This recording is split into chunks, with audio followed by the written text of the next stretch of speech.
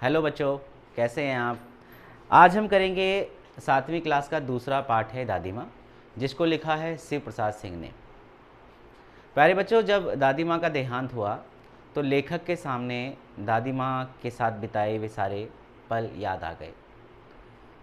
लेखक का दादी माँ के साथ एक विशेष लगाव रहा। दादी माँ के साथ लेखक गांव में रहा और जब जब वह गांव गया तो क्वार के महीने में, है ना, क्वार का एक महीना होता है, हिंदू तिथि ऐसे महीने, चैत्र, ज्येष्ठ, आषाढ़, सावन, भाद्रपद, ये हिंदी महीने। तो क्वार का एक महीना है जिसको आश्विन महीना वैसे कहते हैं। तो क्वार के महीने में लेखक का जो है तालाब के झाग भरे पानी में कूद कूद कर नहाना है, और बीमार पड़ जाने पर जो है दादी माँ का स्नेहपूर्ण व्यवहार करना। दादी माँ को गांव की 50 दवाइयों के नाम याद थे। गांव के कई बीमार पड़ने वाले पीड़ित मरीज़ दादी माँ के पास आते थे। दादी माँ उनका उपचार करती थी, दवाई बताती थी। दादी माँ स्नेह और ममता की मूर्ति थीं।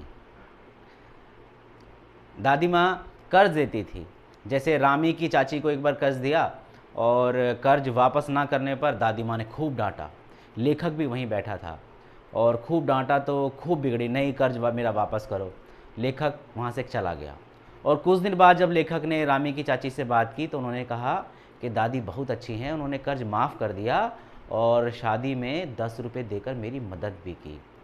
तो दादी माँ का ये स्वभाव सभी को बहुत अच्छा लगता है। और जब लेखक के दादा की मृत्यु हुई तो दादी माँ के मना करने पर लेखक ने अपने जो चाटुकार या चापलूस मित्र हैं उनके जो है संगत में आकर श्राद्ध पर खूब खर्चा किया। और इतना खर्चा किया, दादी माँ ने मना किया था कि इतना खर्चा मत करो। खूब खर्चा किया और वह जो खर्चा किया वह इनके घर का अपना नहीं था, वह खर्चा कर्ज पर लिया हुआ था। तो इस तरह से उनकी आर्थिक स्थिति बिगड़ गई, लेखक के घर की आर्थिक स्थिति बिगड़ गई। और इससे पहले सब जानते हैं कि जब लेखक के बड़े भाई का विवाह हुआ तो दादी कितनी खुश थी। हर एक काम के अंदर दादी माँ जो है, जो भी कार्यक्रम होते हैं शादी विवाह में, उसमें उनका पहुँचना आवश्य था। करती कुछ नहीं थी, पर अगर ना पहुँचे तो वो कार्यक्रम विलम्ब से होता था शुरू, क्योंकि दादी माँ तब तक नहीं जाएंगी, कार्यक्रम शुरू नहीं होता था। तो बहुत खुश थी दादी माँ। तो इस तरह से दादी माँ का जो स्वभाव है ममत्व भरा है और स्नेहपूर्ण है और अंदर से वो भावुक महिला हैं। ठीक है, तो आज हम सीधे प्रश्न उत्तर करेंगे दूसरे पाठ के। दादी माँ के शिव प्रसाद सिंह जी ने लिखा है और पहला प्रश्न है, ये प्रश्न आप अगर देखेंगे कॉपी में भी करेंगे तो आपको बहुत अच्छा लगेगा। एक दो बार आप लिख लेंगे तो अभ्यास भी हो जाएगा आपका। पहला प्रश्न है, समय ज़्यादा ना लगे, मैंने लिख दिया है। लेखक को अपनी दादी माँ की याद के साथ साथ बचपन की और किन किन बातों की याद आ जाती है। ठीक है, लेखक को, शिव प्रसाद सिंह को है दादी माँ की याद के साथ और कौन कौन सी यादें बचपन की आ रही हैं। तो इसका उत्तर आप ऐसे लिख सकते हैं, लेखक को दादी माँ की याद के साथ साथ गांव, घर और परिवार की अनेक बातें याद आ जाती हैं।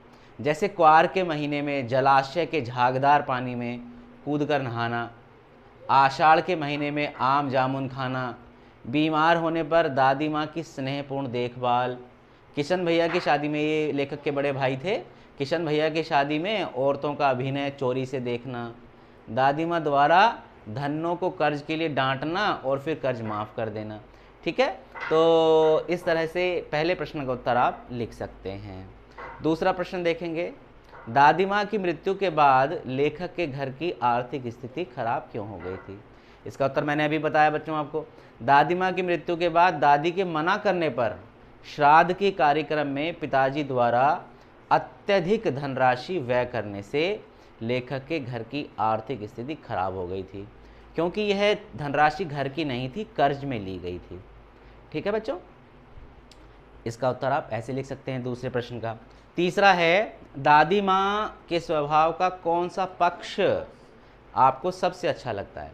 इसको ऐसे समझेंगे कि मतलब दादी माँ जैसे आप देखा डांटा भी है ना, और कर्ज भी दिया है, तो आपको क्या अच्छा लगता है दादी माँ में। सीधे से इस प्रश्न का अर्थ ये है। तो आप लिखेंगे दादी माँ का स्वाभाविक रूप से ममता, स्नेह और त्याग की मूर्ति थी। दादी माँ स्वाभाविक रूप से अंदर से, अपने स्वभाव से, है ना, स्वभाव में इक प्रत्यय लगा के हमने बना दिया स्वाभाविक। स्वभाव शब्द है, स्वभाव में इक प्रत्यय लगा के हमने क्या बना दिया, स्वाभाविक। ठीक है, ये बहुत बड़े बड़े शब्द नहीं है बच्चों, 7वीं क्लास है आपकी, आपको लग रहा होगा हैं। स्वभाव, ये शब्द देखिए, स्वभाव दिख रहा है आपको, इसमें हमने इक प्रत्यय लगाया है, तो शब्द हमने बना दिया ये वाला स्वाभाविक है। यहाँ विस्तार हो गया, स्वाभाविक, ये बना दिया, ये का है, अब दिख रहा होगा, है ना। स्वभाव में हमने एक प्रत्यय लगे। ठीक है, उत्तर लिखेंगे, दादी माँ स्वाभाविक रूप से ममता, स्नेह और त्याग की मूर्ति थी। ठीक है, वह भावुक स्वभाव वाली महिला थी। उनके स्वभाव का सबसे अच्छा पक्ष दूसरों की मदद करना था। समय असमय वह पैसे देकर दूसरों की मदद करती थी। पैसे वापस ना मिलने पर डांटती। ठीक है, पैसे वापस ना मिलने पर डांटती, पर दयावश कर्ज माफ़ कर देती थी।